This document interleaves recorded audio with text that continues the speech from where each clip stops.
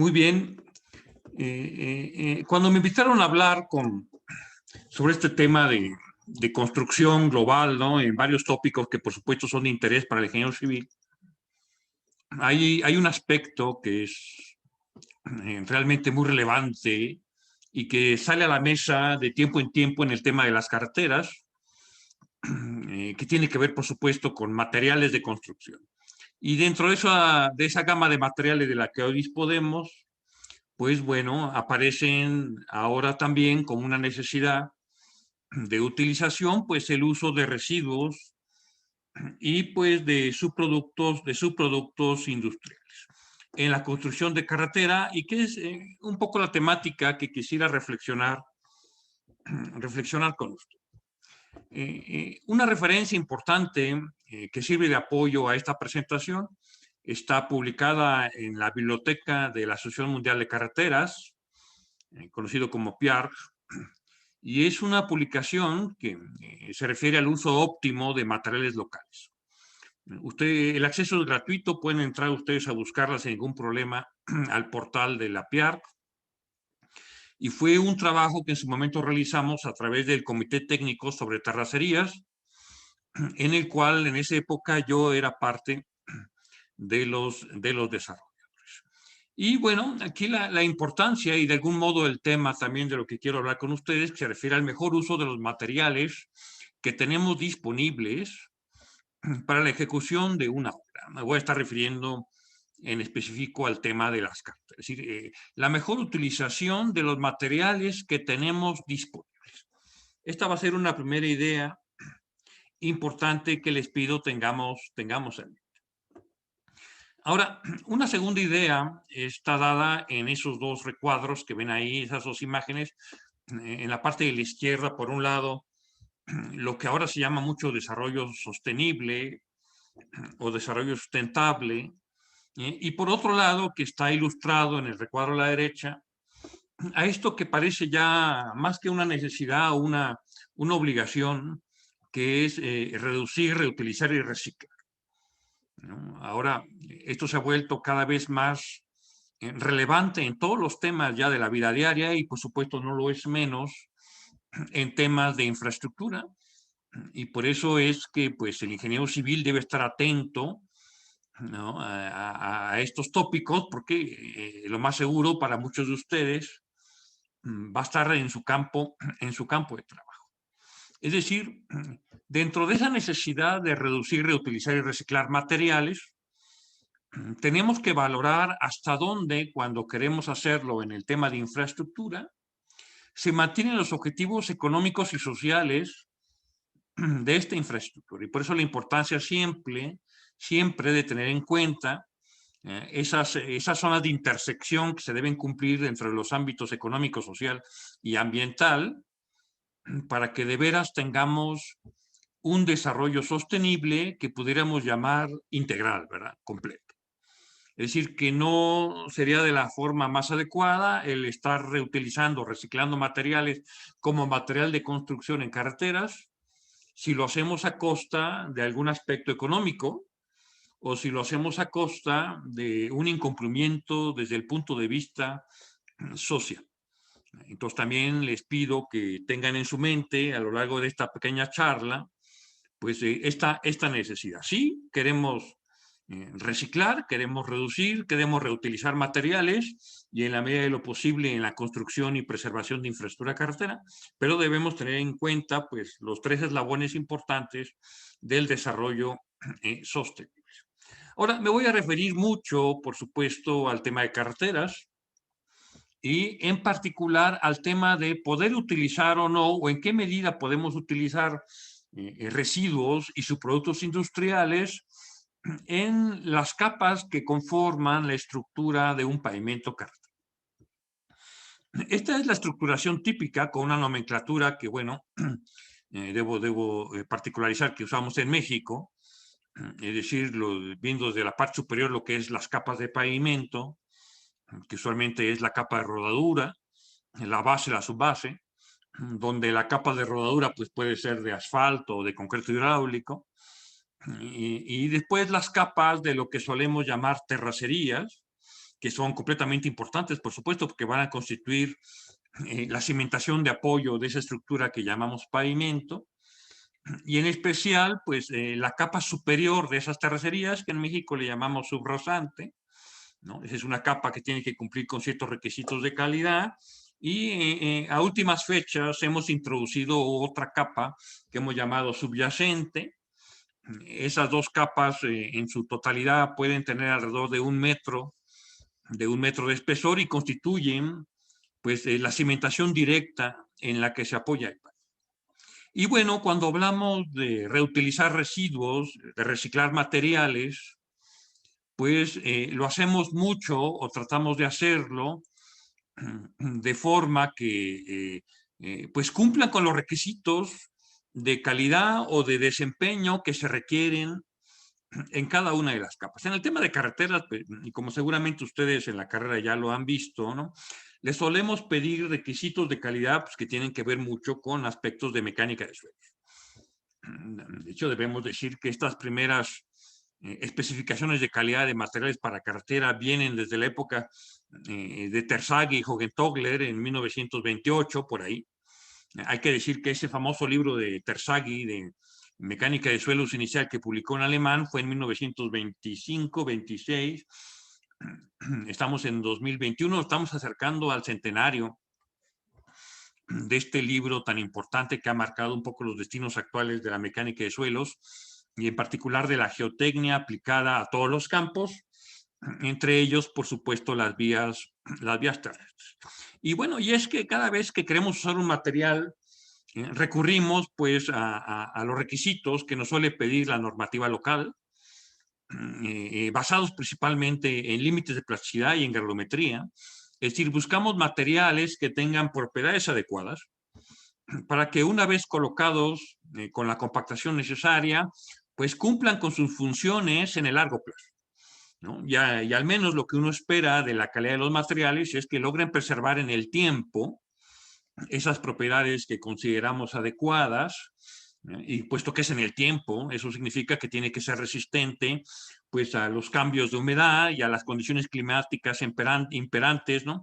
En la zona donde estemos desarrollando el proyecto, y que ésta se mantenga, ¿no? Y por eso es que pues la normatividad clásica trata de pedir que, oigan, pues utilice un material que no tenga una plasticidad muy alta.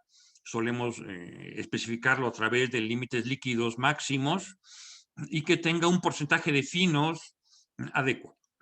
Porque ya sabemos que la parte fina de los suelos pues tiene una contribución que no suele ser necesariamente la mejor en temas de cambios volumétricos con la humedad, y por lo tanto, si logramos controlar esa parte, pues podemos tener esperanzas de que a lo largo del tiempo pues se cumplan de mejor manera las expectativas que tenemos para cada una de estas capas. Bueno, muy bien. Ahora, también hay que decir que cada vez más, y esta figura trata de esquematizar lo que estamos llamando ahora pavimentos de alto desempeño, que bueno, ¿no? Es un objetivo, es una visión que nos estamos fijando, ¿no? Poder lograr, es decir, pavimentos, carreteras, ¿no? Que finalmente cumplan con una larga durabilidad. Una larga durabilidad implica pues una alta resistencia a las cargas que recibe, principalmente debidas al tránsito vehicular, pero altamente resistente también a los efectos pues, del clima, del entorno climático, y más aún en estas épocas pues, de adaptación a cuestiones climáticas que ya no sabemos bien qué nos van a esperar. Y aquí otra vez me refiero al diagrama tripartita de sustentabilidad, ¿no? Es decir, requerimos, sean cual sean estos materiales que vamos a emplear en la sección estructural de mi carretera, requerimos cumplir los objetivos sociales y económicos de este tipo de infraestructura. Es decir, que si yo en cualquiera de esas capas voy a utilizar algún residuo o algún subproducto industrial, en un momento voy a mencionar algunos ejemplos de los tipos de residuos y productos que nos podemos encontrar, ¿no? Pues lo que debemos esperar es que sigan cumpliendo con esas funciones sociales y requisitos económicos que el proyecto debe tener. Es decir, que en ningún caso podemos sacrificar la integridad y la durabilidad de mi estructura. Y por eso es que pues, solemos decir que pues, sustentabilidad o sostenibilidad pues, rima con durabilidad. Si algo no es durable, pues difícilmente va a ser sostenible o va a ser sustentable. Ahora bien, los requisitos de calidad que solemos utilizar para estos materiales usualmente utilizan especificaciones que son prescriptivas. Es decir, que hay que cumplirlas de forma obligatoria, ¿no? Y bueno, hay que decir que tradicionalmente sí hay ventajas. En la actualidad yo creo que hay más desventajas que ventajas, ¿no? Bueno, las ventajas es que, bueno, sí, se fueron construyendo estas especificaciones a lo largo de los años. Por lo tanto, están basadas en años de experiencia, eso sí es bueno, por supuesto, y la práctica adquirida, pues, por los contratistas. Pero a su vez se ha vuelto, pues, un obstáculo a la innovación. Al menos en México, cada vez que hay un material que no cumple con requisitos de calidad, se rechaza. Se buscan formas de no utilizar, con tal de buscar otro material, aunque tengamos que ir a buscarlo lejos, ¿no? Donde sea necesario, y aunque implica pues altos costos económicos y no necesariamente es la opción más sustentable, pues lo vamos a buscar, ¿no? Es decir, que hay una tendencia a automáticamente negarse, es una negación a utilizar los materiales locales, por ejemplo, porque seguidamente tenemos materiales, por ejemplo, para las capas de subrasante, ¿no? En donde no se cumplen los límites, los límites líquidos o límites de plasticidad y automáticamente los rechazamos. Ahora no, la tendencia, y es lo que se especifica de algún modo en este reporte de la Asociación Mundial de Carreteras que les comentaba, y que por supuesto es lectura obligada para todos ustedes, jóvenes estudiantes, y también para los profesionistas, ¿no? Es que no, la tendencia actual es que cualquier material disponible lo debemos ser capaces, con el proceso de ingeniería adecuado, de utilizar. ¿No? Por supuesto, esto puede implicar utilizarlo en alguna sección del terraplén en forma adecuada o darle un tratamiento previo utilizando algún aditivo clásico como cemento o cal o algún otro producto que pudiéramos tener a disposición en el mercado. Así que, pues, esto es así, y ante esa necesidad, pues es que quizás requerimos ahora especificaciones, pues ya no de forma prescriptiva, sino que funcionen a nivel de desempeño del producto o a nivel de componente, ¿no? Por ejemplo, ¿no? En el esquema que están viendo ustedes, a nivel de componente, pues podemos pedir, por ejemplo, que la subrasante tenga una cierta rigidez, un cierto módulo, que está muy de la mano con los nuevos ensayos de control de calidad que están apareciendo, por ejemplo, utilizando el efectómetro ligero o algunos otros que existen y que permiten llevar un control de esas capas de suelo compactado, no solamente en términos de peso volumétrico, sino en términos de algún módulo de deformación. O bien para el terraplén, ahí sí, quizás para el resto de esas capas, pues una especificación en términos de densidad in situ que sea rápidamente obtenible a partir de algunos densímetros de rápida obtención, ya no utilizando calas volumétricas, ¿no? Por ejemplo, ¿no? Y para el caso del terreno natural de cimentación, pues quizás sí fijarse con el asentamiento máximo, por ejemplo, que pudiéramos encontrar. Esto, por supuesto, es muy importante porque, ¿no? Es porque si tenemos suelos que son altamente expansivos o suelos que son muy blandos, ¿no? Ahora solemos encontrar hasta suelos colapsables, ¿no? Ese problema del terreno natural tiene que estar resuelto para cuando lleguemos a la construcción del pavimento propiamente dicho. O incluso podemos especificar a nivel de producto, ¿no? Es decir, que yo requiero que ya mi producto terminado, en este caso mi carretera terminada, mi pavimento terminado, pues cumpla con requisitos de regularidad, como solemos hacer ahora con el IRI, que estén ya previamente establecidos. Y aún más, después exigir a lo largo del tiempo que este nivel de producto se mantenga. Es decir, que el IRI, por ejemplo, solo para referirme a la Agencia de Regularidad Internacional, pues no sobrepase un cierto umbral dependiendo del tipo de carretera. ¿no? En México, al menos para carreteras de ejes troncales o autopistas de cuota, se ha venido exigiendo valores de 1.5 de IRI máximo en metros por kilómetro. Pero lo mismo puede suceder para otros requisitos a nivel de producto, a nivel de desempeño, ¿no? Como puede ser pues, la fricción, la macrotextura, las roderas o el porcentaje de deterioros que existan. Bueno, muy bien. Ahora, esto es en cuanto a los tipos de especificación.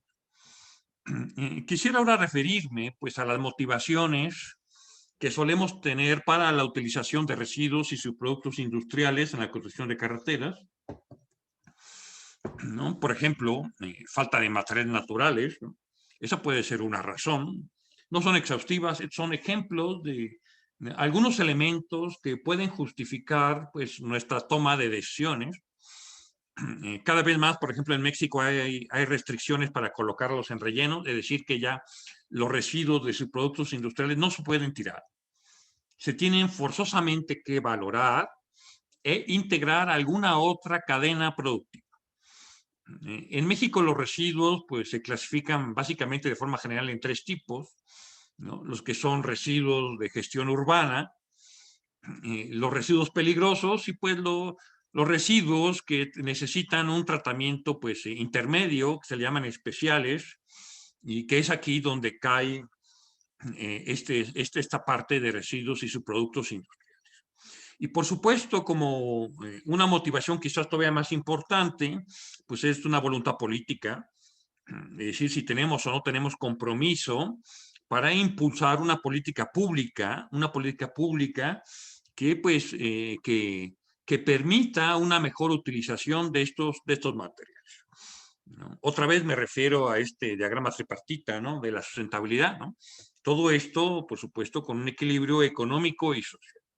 Todo debe ser al final de mayor beneficio o nos debe llevar a una situación de mejora con respecto a la actual para la sociedad y por supuesto para el medio ambiente en el que nos encontramos.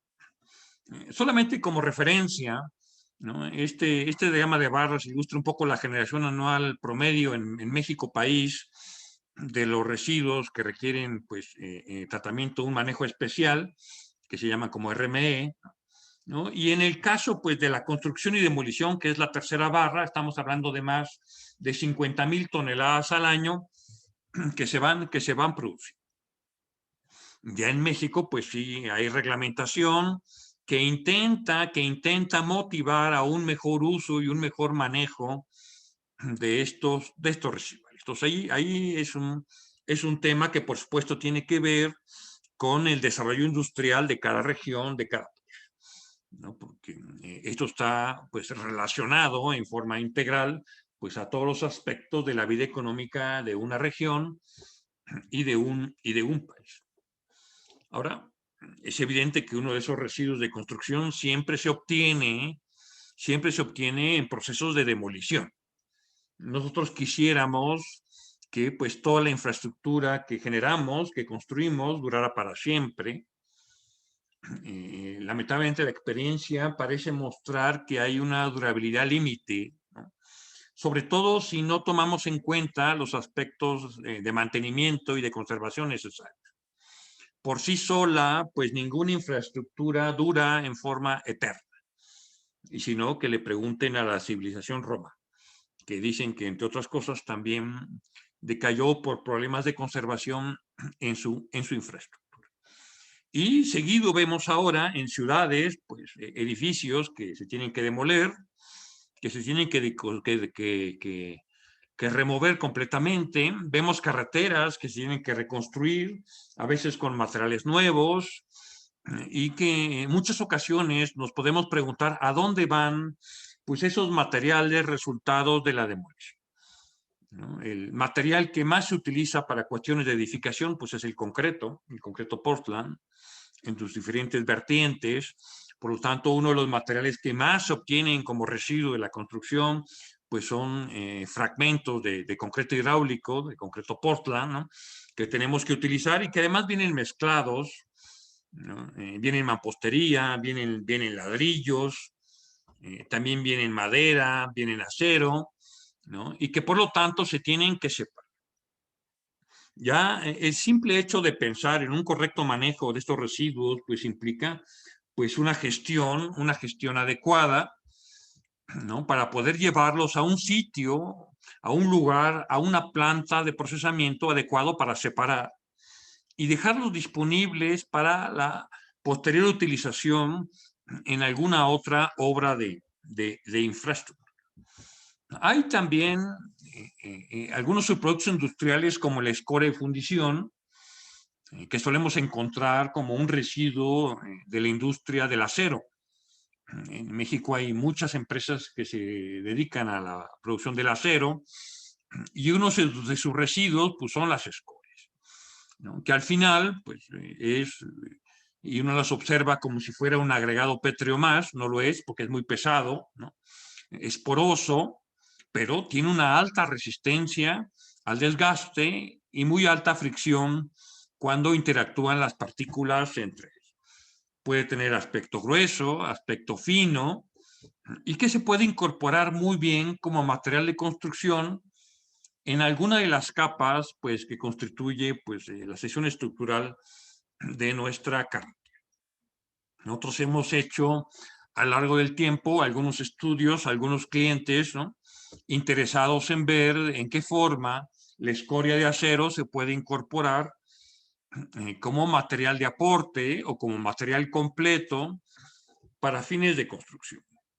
Por ejemplo, déjeme ilustrar esto con algunos resultados obtenidos para un caso particular. Este caso particular se refiere a zonas geológicas constituidas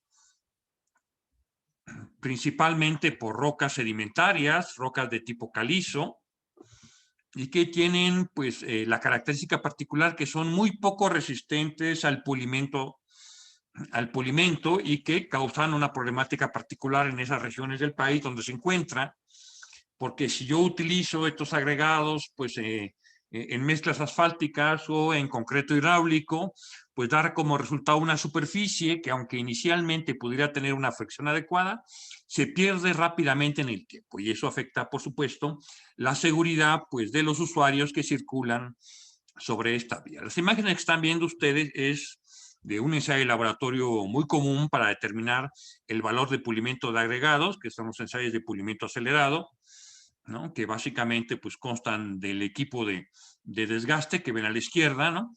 Es una rueda circular en la que se colocan una serie de segmentos semicirculares de agregado pétreo, de acuerdo a lo que marca una cierta normativa.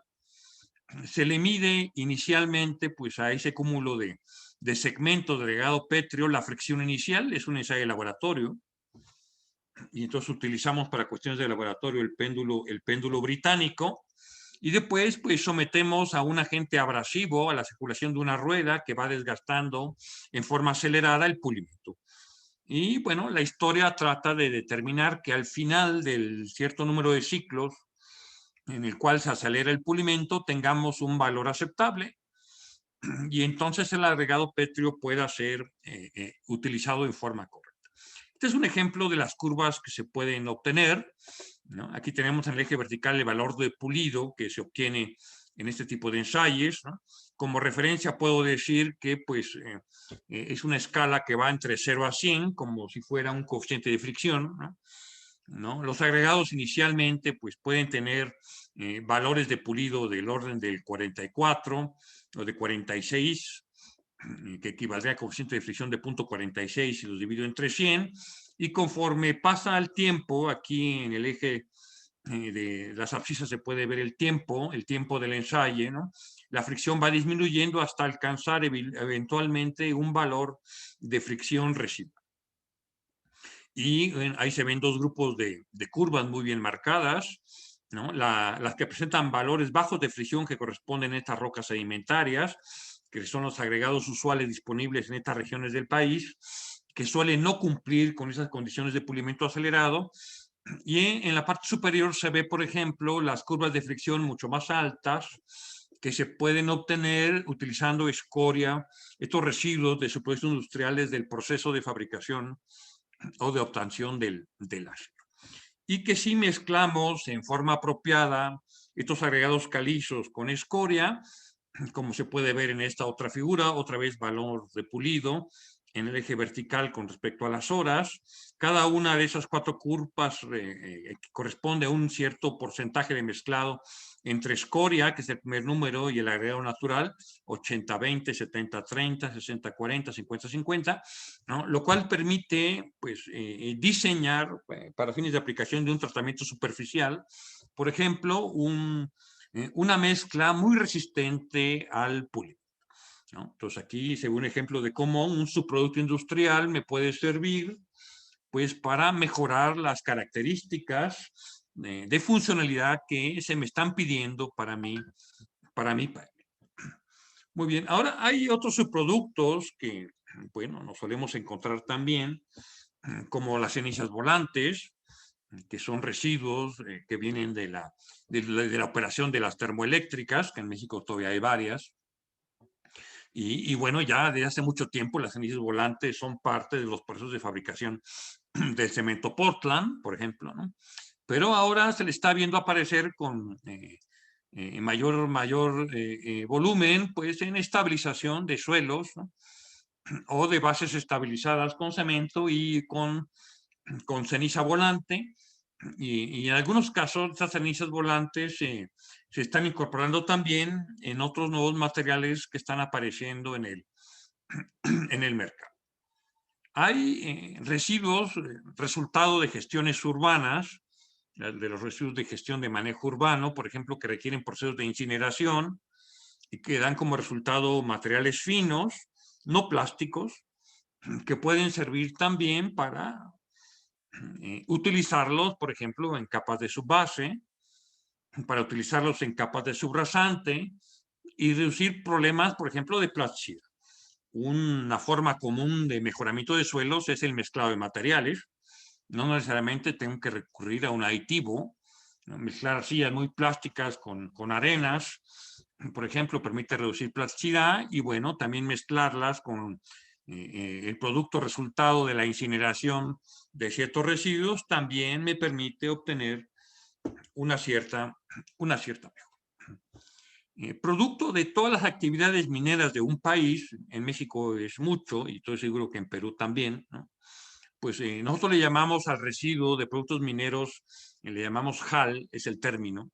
Entonces, cuando nos referimos a jales mineros, nos referimos a toda esa gama de productos que sale de la explotación minera, que es enorme, son volúmenes enormes, y que utilizamos pues para la construcción de lo que llamamos presas de jales, presas de residuos mineros, que también se utilizan para contener pues algunos de los fluidos que hay que tratar, también resultado pues del proceso completo de extracción minera, y que eventualmente pueden llevar a algunos problemas locales de contaminación importantes, sobre todo si eventualmente hay una falla de estas presas de jales, como sucedió hace no mucho en la presa Brumadinho en Brasil, ¿no? A veces, y como se ve en la imagen de la derecha, ¿no? Estos jales realmente son muy útiles, sirven como cimentación para edificaciones. Ahí lo que ven ustedes es un terraplén de jal sobre el cual se construyó el estadio de fútbol que se llama el Estadio de Fútbol Hidalgo, que está en la ciudad de Pachuca y donde juega el equipo de fútbol profesional de primera división en México, el equipo Pachuca, ¿no? Y así como este, hay muchos ejemplos de edificaciones que se han construido sobre terraplenes elaborados con jales mineros.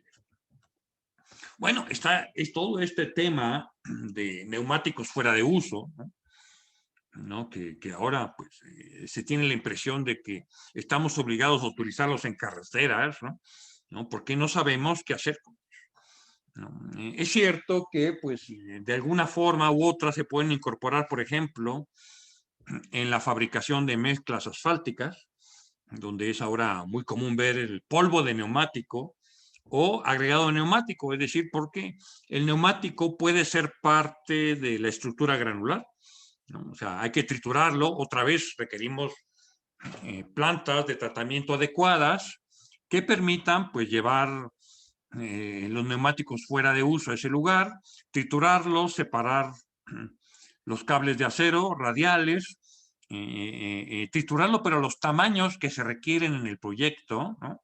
Para incorporarlo ya sea como parte del agregado o si es muy fino, pues agregarlo como parte del ligante asfáltico. Y con esto ganar pues, ciertos beneficios, es decir, ciertas propiedades. Otra vez, no se trata de perder características de desempeño, se trata de ganar. Es un ganar-ganar entre el medio ambiente, la economía y la sociedad. Por ejemplo, en el caso de neumáticos fuera de uso, es bien conocido los beneficios para minimizar el ruido en carpetas construidas con mezclas asfálticas en caliente, ¿no? Por ejemplo, ¿no?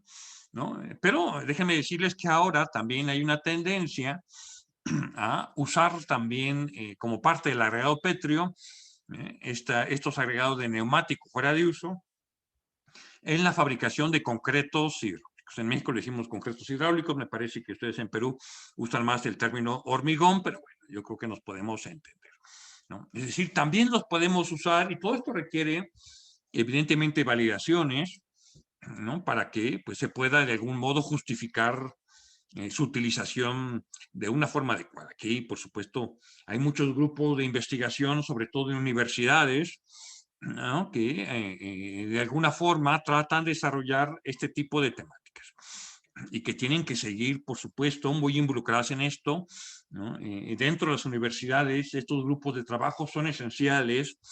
Yo diría que realmente más que esenciales para la generación de conocimiento para un país, ¿no? Entonces, esto es muy importante. Hay material de dregado en las zonas de costas, cercanas al mar. En México, con todas las zonas portuarias existentes, se tienen que dragar los canales de acceso en forma frecuente y ahora estos materiales de dregado, que es cierto, depende mucho del cauce, ¿verdad?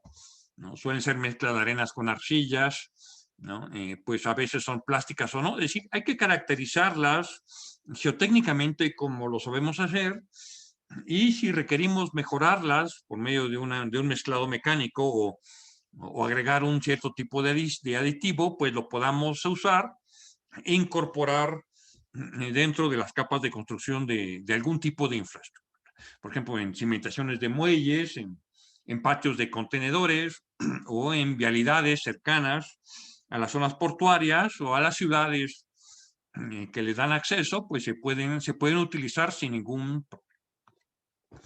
Ahora, a todo esto se vienen a sumar todos los aspectos relacionados con lo que llamamos ahora el RAP, el reciclado obtenido del fresado en pavimentos asfálticos y que tenemos que utilizar. Y pareciera ya casi una obligación la utilización al 100% del RAP, solemos decir, ¿no? Otra vez, se tiene que usar el porcentaje de RAP adecuado para que mezclado con material de aporte nuevo, con asfalto nuevo, pues tengamos las propiedades adecuadas que requiere mi proyecto.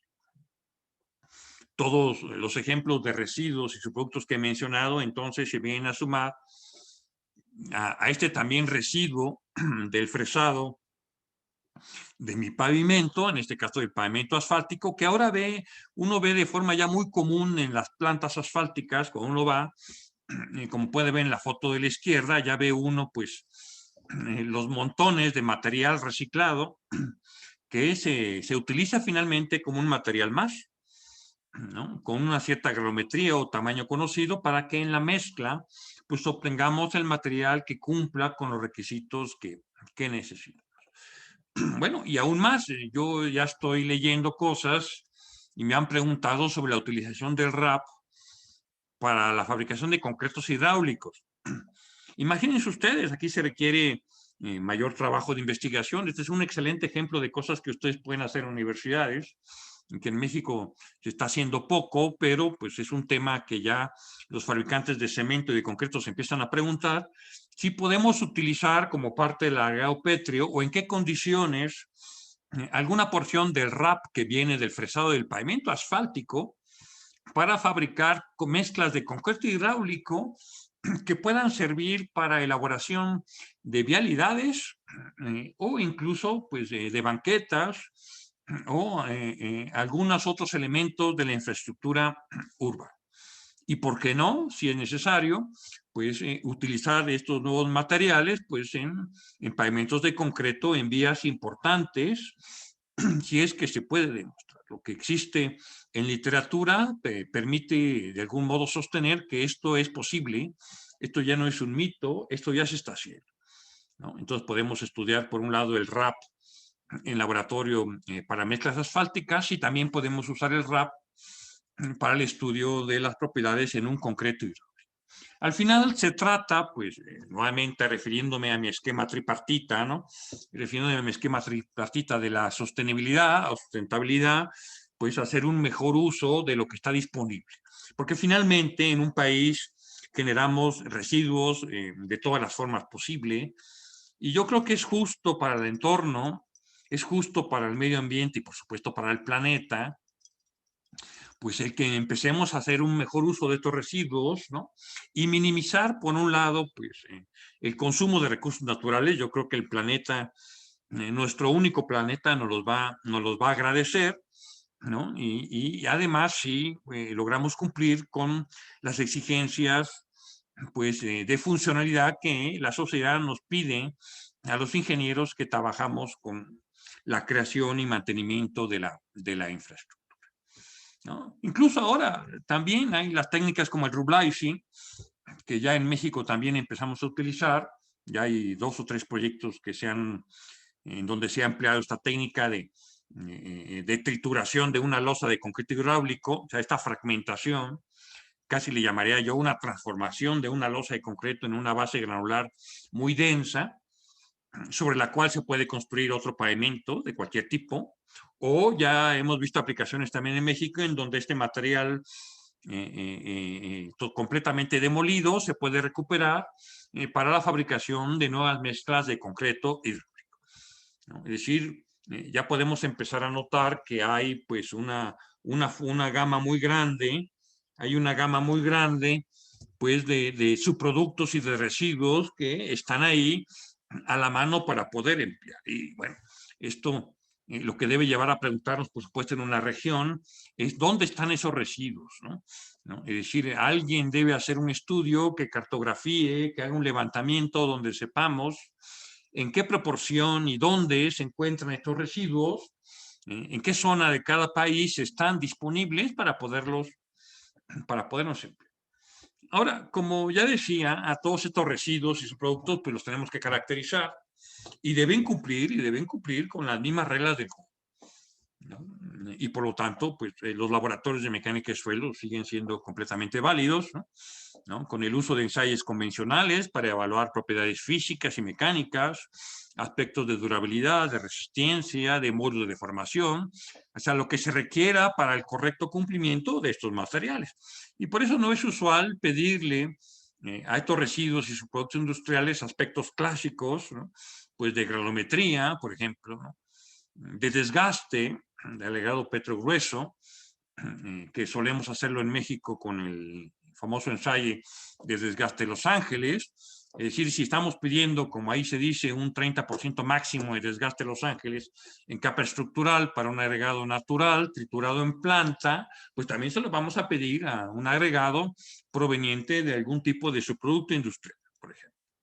Y lo mismo para otros ensayos de calidad que suelen usarse. En México también utilizamos ya, por ejemplo, para fines de agregados pétreos en mezclas asfálticas, mucho el ensayo de desgaste microdeval, que es una versión elegante, ¿no?, del ensayo de desgaste de Los Ángeles, que apareció mucho en Europa.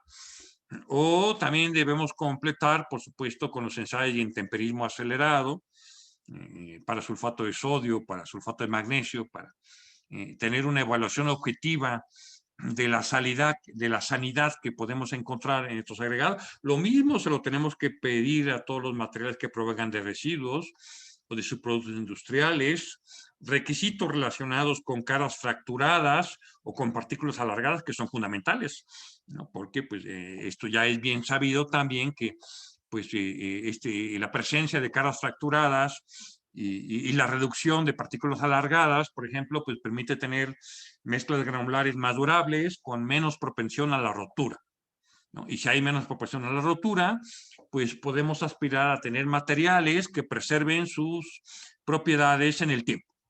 Porque si a lo largo del tiempo un material se rompe, cambia su granulometría, cambian las propiedades. Si cambia la humedad y mi material tiene finos plásticos que son muy susceptibles a ello, pues cambian las propiedades, ¿no? Entonces, pues cuando hablamos de preservar propiedades, se habla de un control tácito de las variaciones que podemos observar a lo largo de los años. Partículas aplanadas, por supuesto, es otro aspecto que hay que controlar. Hay otros requisitos que también ahora en México pedimos mucho para fines de mezcla asfáltica, por ejemplo, la adherencia, ¿no? El agregado debe ser compatible con el asfalto, si es que voy a usar una mezcla asfáltica, ¿no? De algún modo también debe ser compatible con el cemento Portland para el caso del concreto hidráulico, ¿no? La parte de valoración de la presencia de los finos, que en carreteras, como saben, también se utiliza el ensayo de equivalente de arena, el ensayo de angularidad del agregado fino, ¿no? Y por supuesto el azul de metileno, que es un ensayo muy europeo para evaluación de la plasticidad y que ahora en México también está ganando presencia, ¿no? Y que lleva a discusiones que son interminables porque ahora nos están pidiendo cumplir no solamente con equivalente de arena, sino aparte con azul de metileno, ¿no? Y muchas veces cuesta trabajo el correcto cumplimiento de las dos. Ahora, lo que importa aquí es que más allá del cumplimiento o no de un valor de calidad, las propiedades de resistencia, deformación y permeabilidad que requiramos, las estemos cumpliendo en una forma adecuada. Ahora, lo que sí se suma a estos ensayos que he mencionado es la evaluación medioambiental, porque efectivamente hay que tener una valoración a través de ensayos apropiados de pues, los riesgos que tenemos de contaminar el subsuelo o las aguas profundas a causa de fenómenos como la lixiviación o la percolación, ¿no? Porque sí, quizás hemos colocado felizmente una capa de un pavimento que contenga un cierto agregado, por ejemplo, proveniente pues, de escoria de fundición, y que con la presencia de agua, pues estos fenómenos de lixiviación y percolación arrastren hacia las aguas profundas pues agentes de contaminación.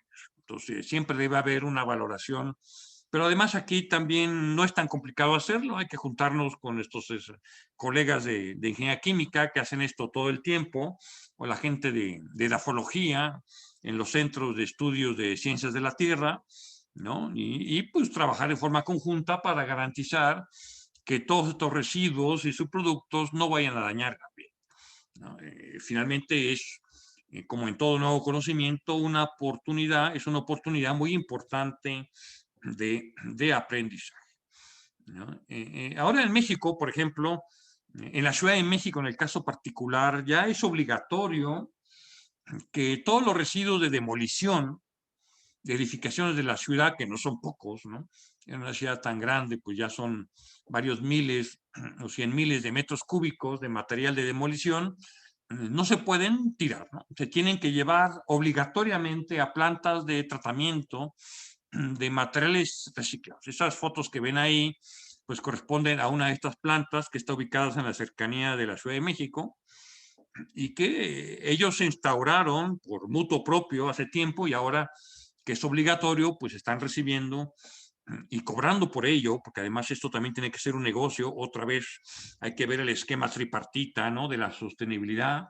Esto no es de que alguien tenga que pagar por ello, la sociedad se tiene que ser responsable del correcto manejo de estos materiales. Como otro ejemplo de este patio en especial que me estoy refiriendo, en la Ciudad de México, en alguna ocasión tomamos desechos de demolición y los llevamos a nuestro laboratorio y realizamos ensayos de propiedades mecánicas ya importantes, ¿no? Por ejemplo, hicimos ensayos traxiales, un poco con el objetivo para darle confianza a la gente que hace uso de estos materiales y que diga, oye, pero es que ese material que viene de residuo, pues seguramente va a tener pues un comportamiento desfavorable y no va a tener pues lo mismo que solemos observar en materiales de agregados nuevos, por llamarlo de esta forma. Y entonces aquí lo que hicimos es pues, hacer ensayos comparativos, ¿no? Entre agregados provenientes de residuos reciclados, de concreto reciclado, y agregados pétreos convencionales de buena calidad. Y para eso, por una primera parte, en ensayos traxiales de gran tamaño, bueno, de medianamente tamaño, ¿no? Porque son especímenes de 15 centímetros de diámetro y 30 centímetros de alto, o sea, el tamaño de un cilindro que solemos utilizar para concreto hidráulico, e hicimos ensayos traxiales a diferentes esfuerzos de confinamiento. A la izquierda ven en las relaciones esfuerzo de formación para los diferentes niveles de confinamiento y, por supuesto, en el valor más alto, pues los valores de resistencia para cada nivel de confinamiento, llegándose, por ejemplo, para confinamientos de 300 kilopascales, a resistencia al esfuerzo cortante un poco mayor de 1500 kilopascales, y a la derecha ven en forma comparativa los resultados de resistencia al cortante obtenido en concreto reciclado. Y miren que aquí estoy colocando únicamente para 0 días de curado, en donde tenemos resistencias mucho mayores. Es decir, que en realidad esto es simplemente un ejemplo de cosas que nosotros obtuvimos en su momento en alguna investigación, ¿no? Más allá de presentar un comportamiento desfavorable, es lo contrario, estamos observando valores mucho más holgados de resistencia, incluyendo a 0 días, porque tenemos resultados, por supuesto, a muchos más días de curado, y tenemos aumentos de resistencia todavía mucho mayores. Pero no nos conformamos con eso, también ahora solemos pedirle mucho a las capas de la sección de pavimento, pues que tengan módulos de deformación, estos módulos que llamamos módulos de resiliencia para las capas de suelos granulares y suelos finos compactados, o módulos dinámicos para la mezcla asfáltica, ¿no? Que utilizamos ahora pues en los modelos de diseño que se llaman empírico-mecanicistas y que están basados en los cálculos del campo de esfuerzos y deformaciones en la sección estructural, ¿no? Y bueno, también hicimos un estudio comparativo de estos módulos de resiliencia. Les recuerdo que estos módulos de resiliencia tienen que ver mucho con la aplicación de carga repetida y por eso requieren de un equipo tracial cíclico que permita la aplicación de los protocolos de ensayo adecuados, ¿no? Y poder obtener pues los valores de esta propiedad, ¿no? Solamente para recordar, bueno, aquí está un equipo tracial cíclico que tenemos para ejecutar estas pruebas. Este es uno que permite ejecutar especímenes para suelo compactado que son de un tamaño de 7 centímetros de diámetro por cápsulas, ¿no? Y aquí está un esquema de los ciclos de esfuerzo de formación que se observan bajo la aplicación de un esfuerzo desviador cíclico, cómo se va generando la deformación, para que al final de un cierto número de ciclos que especifica la norma de ensayo, ¿no? Se obtiene este módulo secante que se observa ahí, que es el cociente del esfuerzo desviador entre la deformación elástica recuperable en los últimos ciclos. Este valor de módulo resiliente es clave para poder hacer los diseños empírico-mecanicistas de pipes. Y bueno, aquí tienen una comparación de estos módulos, por una parte en los puntos oscuros del agregado natural y en las cruces valores promedio del concreto reciclado. Y otra vez estamos encontrando pues que los módulos resilientes de bases granulares conformadas con concreto reciclado presentan, incluyendo para un tiempo de curado de 0 días, valores de módulo resiliente mayores, no voy a decir sensiblemente mayores, pero sí mayores a los que presenta un agregado natural tradicional producto de tritura, ¿no? Es decir, que podemos estar confiados en que las propiedades en general, evidentemente requiere un buen tratamiento del material y un procedimiento constructivo adecuado, pues van a ser los necesarios para nuestro proyecto. Pero sí, esto se trata de validarlo, de conocer nuestros materiales para tener, por supuesto, una correcta utilización. Y aprovecho nada más para invitarlos, tengo yo un curso mecanicista virtual sobre diseño de pavimentos flexibles con este enfoque mecanicista. Y bueno, yo he hablado con el administrador, ustedes le pueden escribir aquí a geotechtips@gmail.com y si les dicen que estuvieron en este evento que organiza la Universidad Ricardo Palma, pues les van a hacer un descuento importante para aquellos interesados en aumentar un poco sus conocimientos en este curso, que por supuesto es altamente recomendable, yo creo, sobre todo para los estudiantes de ingeniería civil. Ahora, además de todo lo anterior, hay que decir que las condiciones de construcción son las convencionales, es decir, que no se requieren equipos nuevos o diferentes para poder hacer manejo de estos residuos y y sus productos industriales. No hay nada nuevo en el horizonte. Son cosas convencionales, aunque sí hay que decir, ¿no?, a lo que se ha dejado ver por varios contratistas, pues hay desgaste en las cuchillas de algunos equipos de construcción, ¿sí? Sobre todo cuando se manejan escorias de fundición que son muy resistentes al desgaste, pues el precio a pagar es que la manipulación pues genera a su vez pues un desgaste acelerado en las cuchillas de los materiales. Bueno, ahora en México en particular ya existen algunas leyes. Hay la Ley General de Equilibrio Ecológico y un reglamento que da indicaciones de cómo se debe manejar, de cómo se deben manejar estos materiales. Entonces, bueno, lo cual por supuesto es ya algo muy importante porque nos da un marco jurídico, en el cual pues poder apoyarnos para la utilización de estos materiales. Y entonces no nos vayamos a topar con que alguien nos diga, que no falta, al menos en México no falta que alguien nos diga, como eso no está en la ley, pues no se puede utilizar.